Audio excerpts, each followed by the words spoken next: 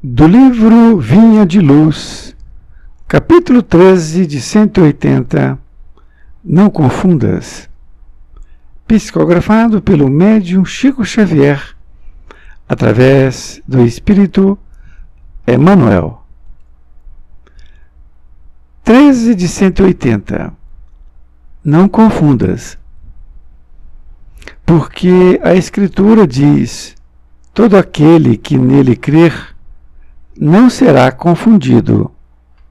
Paulo aos Romanos, capítulo 10, versículo 11. Em todos os círculos do cristianismo, há formas diversas quanto à crença individual.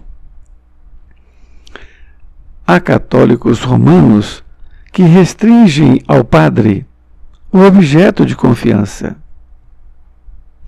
Reformistas evangélicos que se limitam à fórmula verbal e espiritistas que concentram todas as expressões da fé na organização mediúnica. É natural, portanto, a colheita de desilusões.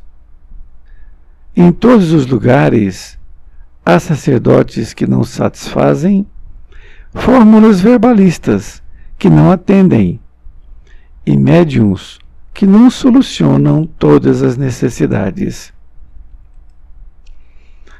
Além disso, temos a considerar que toda crença cega, distante do Cristo, pode redundar em séria perturbação. Quase sempre, os devotos não pedem algo mais que a satisfação egoística no culto comum. No sentimento rudimentar de religiosidade, e daí os desastres do coração.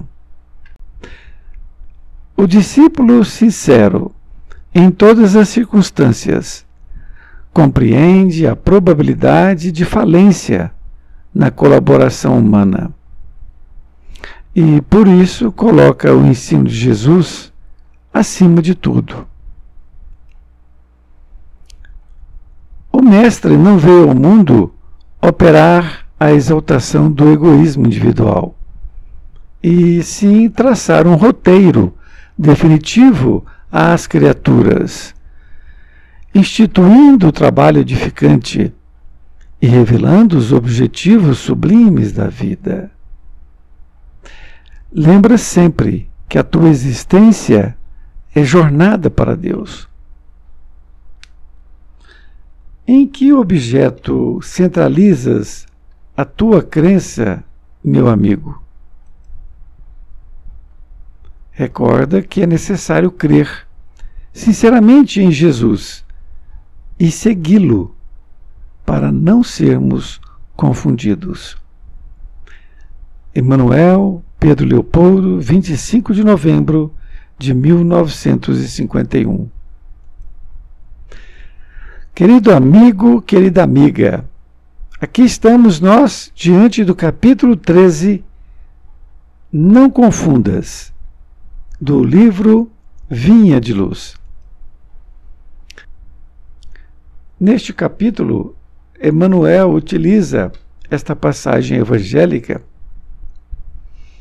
que foi dita por Paulo de Tarso quando escreveu aos Romanos, e está no capítulo 10, versículo 11. Diz ele que, porque a Escritura diz: todo aquele que nele crer não será confundido. E então Paulo está escrevendo aos Romanos, dizendo que na Escritura está dizendo que em todo aquele que nele crer não será confundido. Ou seja, não vai ter nenhuma dúvida sobre aquela pessoa que crer em Jesus.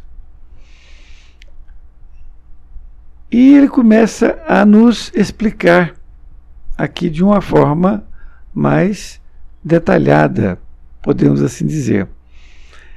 Emmanuel diz: em todos os círculos do cristianismo há formas diversas quanto à crença individual. Então, Emmanuel está afirmando que todos os ciclos do cristianismo, ou todas as religiões, vamos assim dizer, não é? Há formas diversas quanto à crença individual, na forma com que é passado essa crença individual. E ele vai dar um exemplo mais prático. Ele diz: há católicos romanos que restringem ao padre o objeto de confiança. Então ele está dizendo que há católicos que colocam o padre ali como objeto de confiança. Então seria aquela história: se o padre cai, aí cai também todo aquele conceito desses católicos, não é? Ele também é passível de cair, não é? Embora esteja investido dessa missão, vamos assim dizer. E ele também diz que reformistas evangélicos que se limitam à fórmula verbal, os reformistas evangélicos, então, são todas as outras igrejas que estão fora da Igreja Católica, que fazem parte, então, dos evangélicos, assim chamados. E diz que esses reformistas evangélicos se limitam à fórmula verbal, isto é, à letra, não é? Então, muitos se limitam à fórmula verbal. Ali as escrituras, sabe tudo de cor, mas fica por ali, não é? Mas ele diz também dos espiritistas. Ele diz: e espiritistas que concentram todas as expressões da fé na organização mediúnica. Ele está se referindo à colocação de espíritas que se concentra a sua fé na organização mediúnica. O que significa isto? Então, existe um grupo espírita que tem médiuns, e esses médiuns recebem espíritos, naturalmente, e aquilo que eles dizem é a expressão da fé. Ou seja, basta aquilo para esses espiritistas. Nós já temos falado em outras ocasiões da importância de nós termos Jesus como modelo e guia. E para que nós tenhamos Jesus como modelo e guia, é necessário que nós possamos estudar o seu Evangelho, tirar nossas próprias conclusões, dentro do nosso entendimento. Não é assim? Então é exatamente o que Emmanuel está dizendo, que cada um de nós temos que seguir a nossa rota, baseado no que está escrito no Evangelho de Jesus. É isto que é o mais importante. Nesta outra parte, ele diz: é natural, portanto, a colheita de desilusões. Então, ele está dizendo que a colheita de desilusões vai ser fatal. Seja para aqueles católicos que restringem a sua fé no padre, os reformistas que se limitam a simplesmente na fórmula verbal ali, de falar sobre o Evangelho de Jesus, e também nos espiritistas que concentram as suas expressões de fé num grupo mediúnico. Ou seja, tudo que for preciso na vida dela, ela vai ter que se reportar a esse grupo mediúnico, não é? Então, é onde ele colocou: é natural, portanto, a colheita de desilusões. Todos eles vão colher desilusões. E ele explica ainda mais. Ele diz assim: em todos os lugares há sacerdotes que não satisfazem. Ou seja, então o sacerdote não vai satisfazer aquela pessoa, aquele católico, e ele então deixa a igreja católica. Deixa de ir, não fui com a cara desse padre. Não é assim? Ele não me satisfez naquilo que eu queria. E formas verbalistas que não atendem. Então, aquelas formas verbalistas utilizadas pelos os reformistas, né, os evangélicos, então, somente usar aquilo não vão atender também. Eles vão ficar simplesmente falando as palavras, mas não vão ter a solução, né, daquilo que é o mais importante, que nós vamos ver mais na frente. E também médiuns que não solucionam todas as necessidades. Então, se você é espírita, você concentra toda a sua vida num grupo espírita, num grupo mediúnico. Então, tudo que você for fazer, você vai ter que se reportar a eles.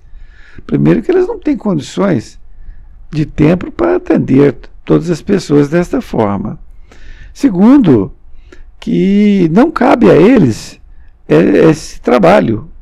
Não cabe a eles. Cabe a você. Você pode ter orientações desse grupo mediúnico, porém, o estudo é seu. O estudo é seu e o livre-arbítrio é seu. Você é que vai ter que decidir pelas suas próprias pernas, vamos assim dizer. Então, pela sua própria cabeça. Não pode depois dizer, olha, aquele grupo de médiuns falou para eu fazer isso, me indicou isso e não deu certo. E aí você vai culpá-los, né? Então não é essa forma que Paulo estava dizendo. Nesta outra parte, Emmanuel diz, além disso, temos a considerar que toda crença cega, distante do Cristo, pode redundar em séria perturbação. Então ele está agora afirmando. Então, além disso, dessas coisas que foram ditas, tem que se considerar que toda crença cega, porque tudo isso que foi dito antes, aquelas 3 fórmulas de se tratar dentro do Espiritismo, dentro do Evangélico, dentro da Igreja Católica, são equívocos, não é? É uma crença cega. Então, distante do Cristo. Então, ou seja, essa crença cega está totalmente distante do Cristo. Pode redundar, ou seja, pode acabar em séria perturbação. Uma séria perturbação. Realmente, Emmanuel está sendo bem claro e é exatamente isso mesmo. Quando chegar a hora da prova, da necessidade, porque todos nós passamos por dificuldades, então quando você estiver diante de uma prova difícil, como é que você vai resolver? Não é?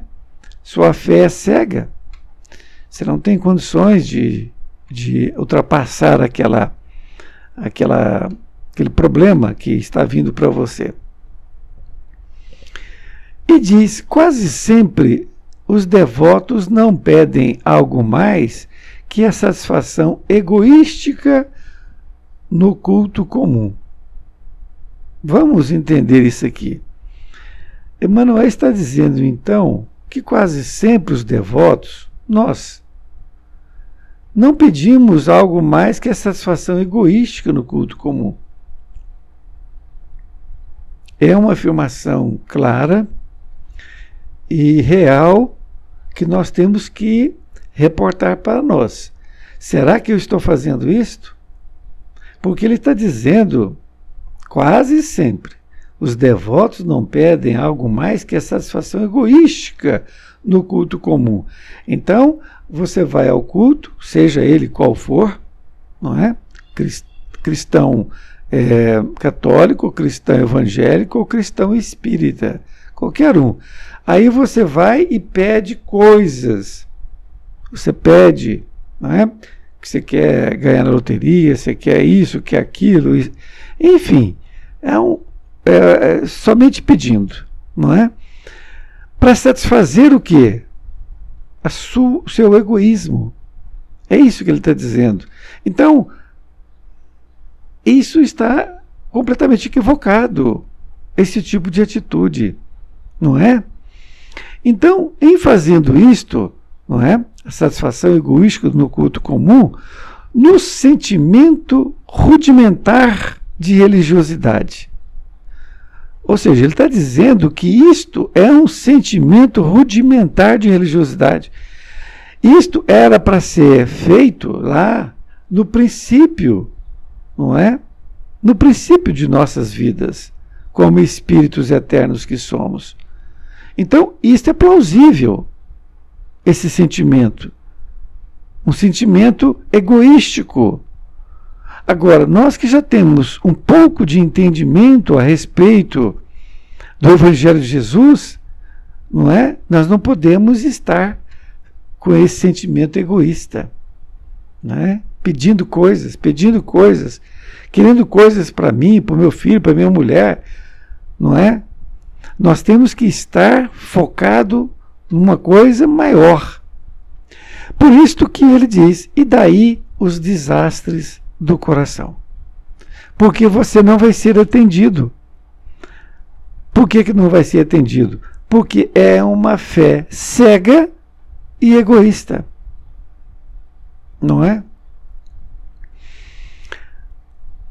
E continua dizendo Emmanuel, o discípulo sincero, em todas as circunstâncias, compreende a probabilidade de falência na colaboração humana e, por isso, coloca o ensino de Jesus acima de tudo.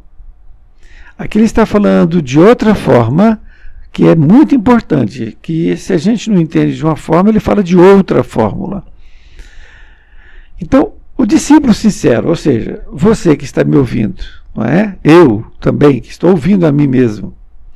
Em todas as circunstâncias, nós temos que compreender a probabilidade de falência na colaboração humana.